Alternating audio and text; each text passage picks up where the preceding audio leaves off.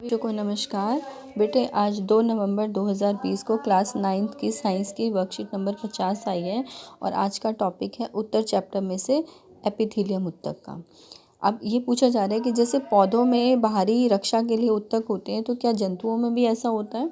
तो हाँ, जंतुओं के शरीर को ढकने के लिए और बाहरी रक्षा प्रदान करने के लिए इनमें एपिथीलियम उत्तक पाए जाते हैं और इनका मुख्य कार्य होता है जंतुओं के शरीर को, आंतरिक अंगों को और गुहिकाओं को ढकना। गुहिकाएं मतलब जो अंदर खाली स्थान होता है, और भिन्न भिन्न प्रकार के शारीरिक तंत्रों को एक दूसरे से अलग करके उनकी रक्षा करना।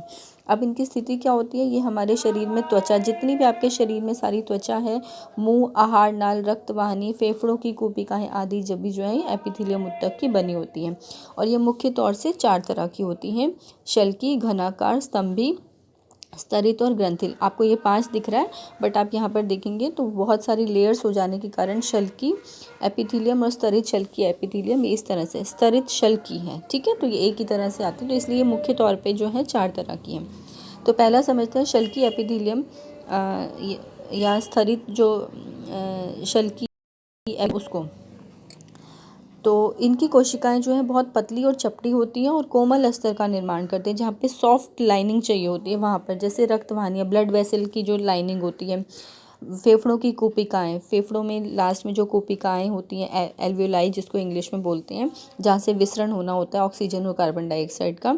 आहार नली होती है और मुंह का अस्तर। आप अपनी जीभ से जब अपनी गाल को अंदर से टच करके देखेंगे तो कितना सॉफ्ट लाइनिंग वहाँ पर है। फिर दूसरा है कि त्वचा की शल्की एपिथीलियम जब कई परतों में व्यवस्थित हो जाती है तो इसको हम स्तरित शल्की एपिथीलियम बोलते हैं। नेक्स्ट है आपका स्तंभी एपिथीलियम। स्तंभी नाम से ही क्लियर हो रहा है, स्तंभ जैसी। तो इनकी जो कोशिकाएं हैं वो स्तंभाकार यानी खंबे के आकार की होती हैं। यहाँ पर क्या काम है, अवशोषण और स्त्राव का इनका मुख्य काम होता है। जहाँ पर भी अवशोषण होना होगा या कुछ सिक्रीशन होना होगा, स्त्राव का मतलब है सिक्रीशन। जैसे आंतों में अवशोषण होता है पचे हुए भोजन का, और श्वास नली के भीतर भी अवशोषण होना होता है गैसेस का। ठीक है, तो वहाँ पर स्तंभी एपिथीलियम पाई जाती हैं।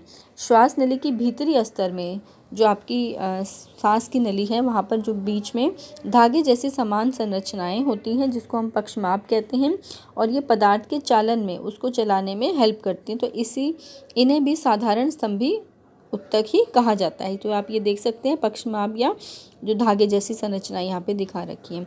उसके बाद आपका आता है घनाकार एपिथीलियम। यह घनाकार कोशिकाएं जो होती हैं, घनाकार मतलब देख सकते हैं बॉक्स की टाइप की आपको दिखाई दे रही हैं, या आप आयत जैसी या जो वर्ग जैसी आप कह सकते हैं।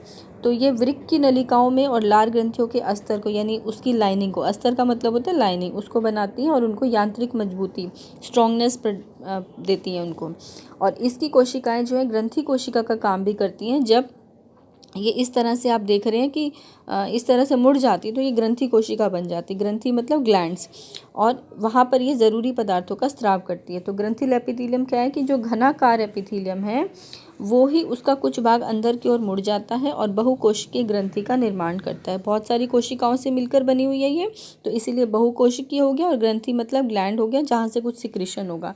तो ये ज़रूरी पदार्थों का स्रावण करती है, जैसे कि पसीना निकलना, श्लेष्मा जो चिकनाहट है नाक के अंदर आप अपने देखते हैं, और आंसू निकलना आदि जो है ये इसके कुछ उदाहरण हैं।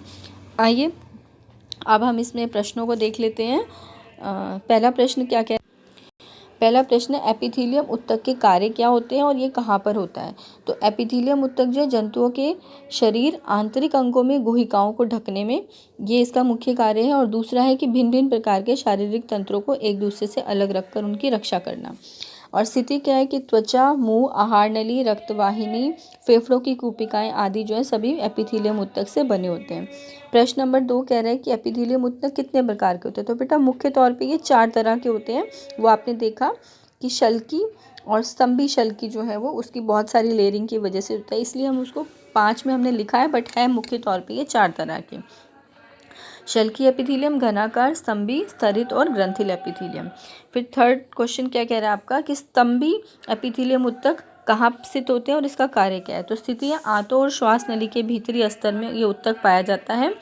और इसका कार्य अवशोषण और स्त्राव में सहायता करना, और श्वसन नली में ये पक्षमाभी एपिथेलियम जो है चालन में, पदार्थों के चालन में सहायता करती है। नेक्स्ट क्वेश्चन आपका आता है ग्रंथिल और घनाकार ऊतकों में अंतर बताना है। तो आपको अभी आपने समझा कि घनाकार एपिथेलियम ऊतक ही जब नीचे ग्रंथि के आकार में हो जाता है तो उसी को ग्रंथिल बोला जाता है। तो कभी कभी घनाकार एपिथेलियम ऊतक जो है इसका कुछ भाग अंदर की ओर मुड़ जाता है और बहुकोशिकीय ग्रंथि का निर्माण करता है, और इसका कार्य ज़रूरी पदार्थों का स्रावण करना है, जैसे पसीना, श्लेष्मा, अश्रु आदि। और घनाकार एपिथेलियम घनाकार कोशिकाएं वृक्क की नलिकाओं और लार ग्रंथियों के अस्तर को यानी उसकी लाइनिंग को बनाती है और उनको यांत्रिक मजबूती प्रदान करती है। इनकी कोशिकाएं ग्रंथि कोशिका का काम भी करती हैं जब ये ग्रंथि के आकार में हो जाती हैं और ये ज़रूरी पदार्थों का स्राव करती हैं। तो आई होप आपको आज की वीडियो समझ में आई होगी। Thank you.